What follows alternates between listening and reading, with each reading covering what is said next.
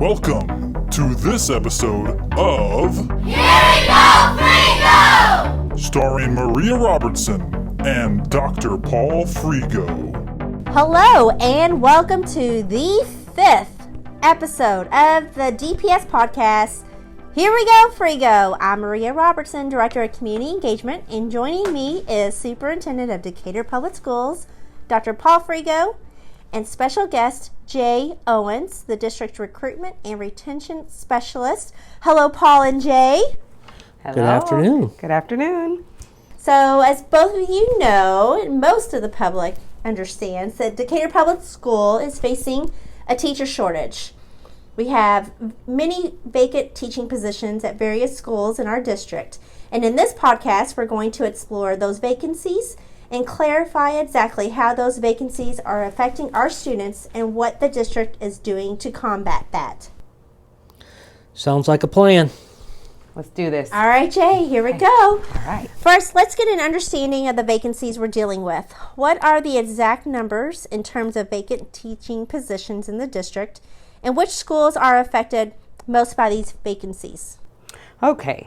When we talk about vacancies, the number really fluctuates. It just depends on a day-to-day. We hire all the time. So the current number of teaching vacancies right now is 73. As of this recording. As of this recording, Okay. this exact moment. Okay. And the schools that is directly affecting would be Hope Academy, Stephen Decatur Middle School, Durfee, and Franklin are our top 4 schools that we have the most vacancies in right now. So Jay, when you say vacancies, are those rooms sitting empty, or do we have subs in those classrooms? We do. We have something called long-term subs, and they have committed to the role, and they are within those classrooms with those students every day. Okay, thanks. They have some consistent, familiar face in those classrooms too. Very Okay, much, Good, yes. good. Dr. Fregeau, some members of the community are worried that due to the teacher shortage, students are suffering by being put into classes they shouldn't be in and aren't learning at the level they should be due to overcrowded classrooms. Have you visited classrooms in schools or other buildings with vacant positions? Are there any truths to these rumors or concerns? I visit buildings every week. I go into classrooms all over the district every week. The major issue with this number of vacancies create, as Jay said, we have long-term subs in those classrooms.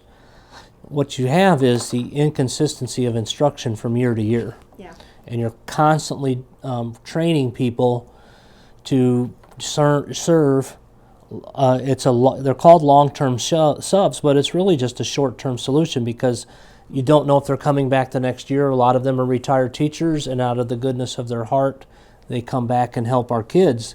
But it's the year-to-year lack of consistency when you're trying to get kids growing from year to year that it really causes. Gotcha. There are rumors out there that teachers are quitting left and right at Stephen Decatur Middle School. Can you clarify the number of incidents where a teacher has quit their job and how the school recovers each time that a teacher quits? Okay, and that's funny, left and right. We haven't had a lot of people leave this year, honestly. Now, we've had a few transfers because overall we want everyone to be happy in the place that they work and live.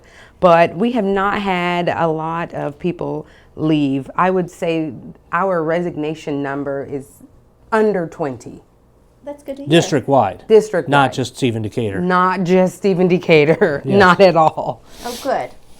So now that we have a little bit better understanding of the teacher shortage, what are some ways the district is currently combating the shortage in the schools and in the recruitment efforts? I'm looking at Jay. Okay, let me take this one.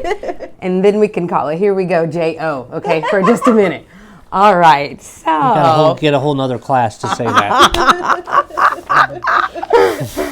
Well, we're excited to say that with Decatur Public Schools, we wanted to make sure that we were able to attack the shortage from multiple layers.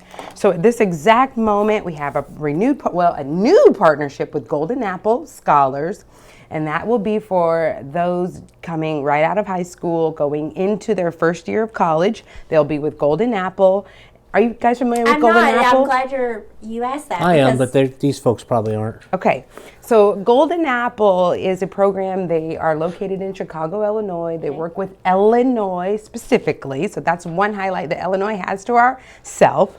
And they provide professional development and stipends to those students that want to choose teaching as a career. Okay. Okay, so that's one thing. We're working with Golden Apple for our high school into college students, and then our paraprofessionals. We have many that have already identified that they would like to go into teaching. So we have a TA to teacher pipeline with ISU, and that is thriving. That's awesome. And then I know you've heard the latest news with Millikan University and the MAT degree, and that's a Master's of Art in Teaching. We are excited that we're going to be able to partner with them once that is solidified in August. Okay. And even more currently, ISBE just announced yesterday that the teachers, current teachers, can now become endorsed sooner. Oh, So wow. if there's an opening that we have that we don't currently have someone in that role, let's just say, for example, Maria, you're a science teacher, but you really would love to teach home economics or fashion design, Okay. you can become endorsed faster than you were able to. Wow. So that's 4 layers right there for the high school student, for those paraprofessionals, those that already obtain a bachelor's degree, and then those already teaching. And that was an initiative from ISB, so it Yes. looks like they're trying to help out and do their part in helping the schools within Illinois. They hear our cry. Yes, they do. Okay. Jay, I know we had 8 student teachers with us this fall. Are there any coming to us in January to help as teachers? Thank you for that. Yes, we were excited. We had 8 student teachers teaching in our district this past fall, and all of them chose to choose DPS as their home. No So, way. All yes, 8? that deserves a cheer. Yay! All 8. All 8. all right. So the perception of DPS is definitely getting much better, and students and still people are wanting to choose DPS. Great. But we do have new student teachers coming aboard with us in spring, and we're hoping to increase that number and double it from 8 to 16, even so. wow. So however many we get, we would like to make an offer and have all of them be welcomed and employees of DPS. Very cool. Dr. Fregeau, I know you were part of the press conference for the announcement with Millikan University's Masters of Arts in Teaching. Is there anything that might excite you from being a part of that event? Well, first, yes, it was a great event. It's a great asset for the Decatur area. But personally, that's how I got into teaching. Really? I left my prior career in law enforcement, and I went to a MAT program at UMSL in St. Louis, and that's how I became a teacher, so it's close to my heart. So it is a great avenue for people to do a career change or change the trajectory of what they're doing to as work or public service. Very cool. We have so many people that reach out and say that they want to make an impact and they want to be involved in our schools that already currently hold a bachelor's degree. So this will be their avenue to do that. That's great. Well, is there anything else that we would like to include before we wrap it up? I just want you to know we are as concerned about the teacher shortage and the number of vacancies as the folks listening and the parents that have come to the board expressing their angst over what's going on. We are working as hard as we can to fill these positions on a daily basis. And anything you can do to tout the benefits of Decatur and what it's like to live here, to encourage people to come to this area and work with our kids would be greatly appreciated. Yes. I work specifically on finding ways to bring those that are not certified teachers or that would like to gain licensure to try to figure that out. What's the best way, whether it's online, whether it's the traditional route.